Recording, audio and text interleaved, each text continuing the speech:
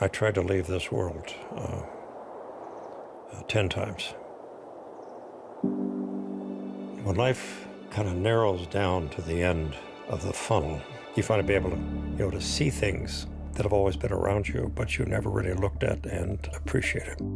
I moved up here to pastor a church in Brownsville, and it's amazing how the good Lord opened up so many closed doors during that 15-year period by being able to help other people later in life.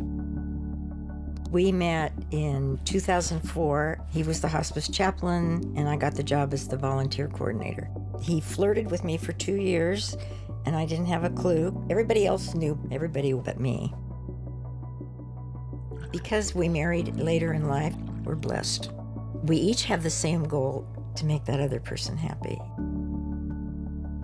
We sort of operate on a same plane, and our life philosophy is very similar. We think alike about the grandkids, no question about that. They're number one.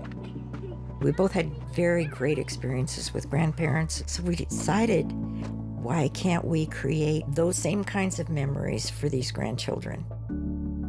Camp Zog is 20 acres, which Kathy and I have tried to embroider with as much love and affection and care as we possibly can to share with the most important people in our lives, and that's our family and particularly our grandchildren. We call it Camp Zog. Me, my brother, all the kids, we feel like we're at like a summer camp. So now there's even signs everywhere saying, "Welcome to Camp Zog." It's just great. I love the whole concept of it. My father, a man that has had many, many lives, he was defined by the Marine Corps, and when I was 5, 6 years old, he kind of reinvented himself.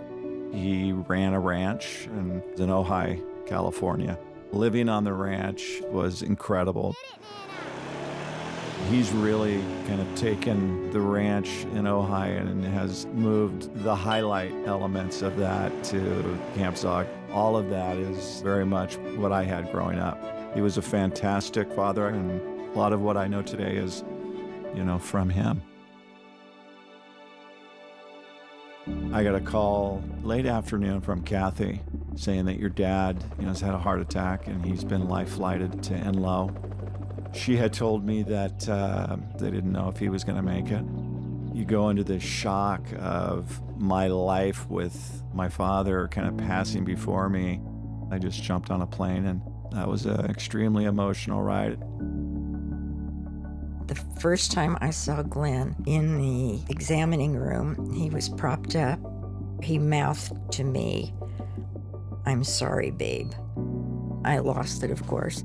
When Dr. Magnuson said that Glenn's condition was grave, I thought I may never see him again. Glenn's a pretty special patient. He's a Presbyterian minister, former Marine, who had not had any sign of heart disease until the day his chest pain started. And our flight care brought him to our cath lab as we were doing the procedure. There were just fleeting glances among us that we might lose this fellow. He was remarkable. He did not lose consciousness until we gave him the shock. So he went through a very, very traumatic time with that. I remember somebody touching me on the shoulder, and he said, "Stay with us, Glenn." After about the 4th hit, there was this really deep, peaceful feeling that settled in on me. I remember saying to myself, "Oh, just let me go. I want to go where this peaceful feeling is." And you're laying there, and you hear Dr. Magnuson say, "Prepare 10 cc's." You hear another voice say, "Preparing 10 cc's." And then a third voice says, "Administering 10 cc's." It was just boom, boom, boom.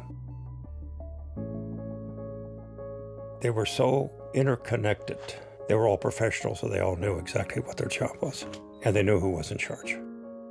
I was a platoon sergeant in Vietnam. In a tight, life-threatening situation, you need that kind of teamwork in order to be able to function properly.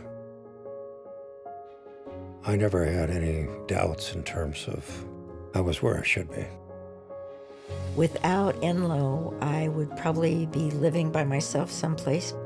It's just a stellar medical facility. It really is. They draw from such a huge area, and there are a lot of aging farmers, and even the urban areas are growing. It comforts me a great deal to know that they are expanding and making that effort. Glenn and I've always said our future is now. Today's our future, and so every day is our best day. I'm at my happiest when the grandkids show up. That's happiness to me. And I credit Enloe Medical Center with giving me the opportunity to experience those moments, and they saved my life.